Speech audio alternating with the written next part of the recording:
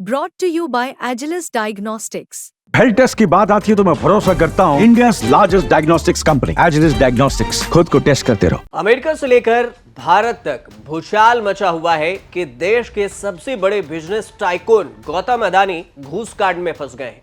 अमेरिकी अदालत ने अरेस्ट वारंट निकाल दिया है और राहुल गांधी अड़ गए हैं कि अदानी को अरेस्ट करिए। घूस कांड के कांड जुड़ गए हैं 229 करोड़। आंध्र प्रदेश में सबसे ज्यादा 1750 करोड़ घूस लेने का आरोप है। जब ये सब हुआ तो आंध्र प्रदेश में वाईएसआरसीपी के जगन मोहन रेड्डी की सरकार हुआ करती थी और अब टीडीपी के चंद्रबाबू नायडू हैं जो एनडीए के समर्थन में भी हैं।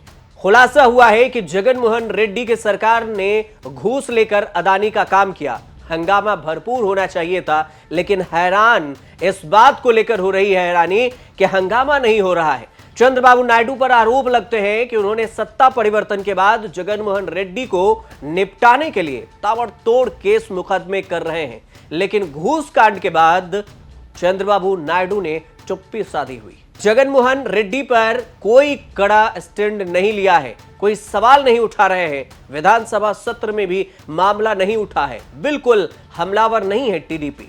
जगन मोहन को फंसाने का बड़ा चांस हाथ से जाने दे रहे हैं चंद्रबाबू नायडू। पार्टी कह रही है कि स्टडी कर रहे हैं कि हुआ क्या है। घूस कांड में फॉरेन ऑफिशियली #1 ये कोड नेम किसी अफसर के लिए, अधिकारी के लिए लिखा मिला है। शक जताया जा रहा है कि फॉरेन ऑफिशियल #आंध्र प्रदेश का कोई अधिकारी था या खुद सीएम जगन मोहन रेड्डी, जिसने 1750 करोड़ की घूस ली। गौतम अदानी ने भी सीएम जगन मोहन रेड्डी से मिलने की बात सामने आ रही है और दावा किया जा रहा है कि डील को लेकर जो बातचीत चल रही है, इसमें दावोस में गौतम अदानी और जगन मोहन रेड्डी की 2022 में मुलाकात हुई थी। जगन जब सीएम थे तब बीजेपी या एनडीए के साथ किसी अलायंस में शामिल नहीं थे, लेकिन जो राजनीति की वह किसी अलायंस पार्टनर से कम भी नहीं हुई थी। जगन मोहन पर हमलावर होने से चंद्रबाबू नायडू बच रहे हैं, लेकिन उनकी बहन वाईएस जो शर्मिला रेड्डी हैं वो नहीं बच रही। बड़ा हमला करते हुए वाईएस शर्मिला रेड्डी ने कहा है कि जगन ने आंध्र प्रदेश की अदानी राष्ट्र बना दिया है। आंध्र प्रदेश को घूस ले लेकर अदानी को इंफ्रास्ट्रक्चर प्रोजेक्ट लगाने दिए। अगर अदानी देश को बदनाम कर रहे हैं तो जगन ने आंध्र को बदनाम किया है। 1750 करोड़ की घूस लेकर ब्लैक चेक लगाकर आंध्र प्रदेश में अदानी को दिए गए। इसको कवर अप करने के लिए राज्य पर 17,000 करोड़ का बोझ डाल दिया गया है। धर्म संकट है तो चंद्रबाबू नायडू का। अगर घूस कांड को लेकर जगन मोहन रेड्डी पर हमला बोलते हैं तो अदानी पर लगे आरोप मजबूत होंगे।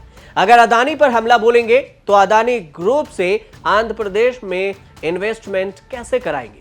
हाल में अदानी पोर्ट्स SEZ के MD और गौतम अदानी के बेटे करण अदानी से भी मिले थे। विशाखापट्टनम में अदानी का डेटा सेंटर का काम एडवांस स्टेज में है और घूस कांड में अदानी की जो कंपनी है अदानी ग्रीन एनर्जी फंसी हुई है और उसी से खरीदा सोलर पावर आंध्र प्रदेश में चल रहा है। अब एकदम से कैसे अदानी सोलर पावर का पावर परचेज एग्रीमेंट रद्द कर दें? ऐसा किया तो अलग ही क्राइसिस खड़ा होगा, जिसके लिए कोई बैकअप प्लान भी नहीं है और ना तैयार किया है, नहीं चंद्रबाबू नायडू के पास कोई बैकअप प्लान है। जब जगन मोहन रेड्डी की सरकार अदानी के साथ डील कर रही थी तब टीडीपी के नेता और आंध्र प्रदेश के वित्त मंत्री पी केशव को भनक लगी थी कि कुछ गड़बड़ हो रही है। उन्होंने डील पर सवाल भी उठाए थे। 2022 में केशव ने टेंडर को लेकर सेंट्रल इलेक्ट्रिसिटी रेगुलेटरी कमीशन से शिकायत भी की थी, लेकिन विपक्ष के नेता की आपत्ति को सुनता कौन है। जुलाई में आंध्र प्रदेश की बिजली को लेकर चंद्रबाबू नायडू ने व्हाइट पेपर जारी किया था, उसी में SECI से डील का जिक्र भी था, लेकिन अदानी का डील का जिक्र नहीं था। जगन मोहन रेड्डी की ओर से इतना भी कहा गया था और आरोप झूठे हैं, बस इतनी सी बात कही गई थी, लेकिन डील की बात मानते हैं। 7,000 मेगावाट बिजली खरीदने के लिए एपी इलेक्ट्रिसिटी रेगुलेटरी कमीशन ने 2021 में अप्रूवल दिया था। SECI और एपी डिस्कॉम ने पावर सेल एग्रीमेंट 25 साल के लिए साइन किए थे। इसके लिए CERC यानी कि सेंट्रल इलेक्ट्रिसिटी रेगुलेटरी कमीशन की अप्रूवल लगी थी और AP डिस्कॉम को और अदानी के बीच में कोई डायरेक्ट एग्रीमेंट नहीं था। एग्रीमेंट से आंध्र प्रदेश सरकार के 3700 करोड़ की बचत होनी थी।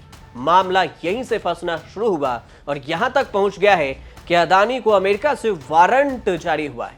देखना दिलचस्प ये होगा कि भारत में इसको लेकर क्या कुछ खेल होता है और आगे क्या कुछ मामले में नए नए एंगल सामने आते हैं। फिलहाल आप देखते रहिए न्यूज़ तक।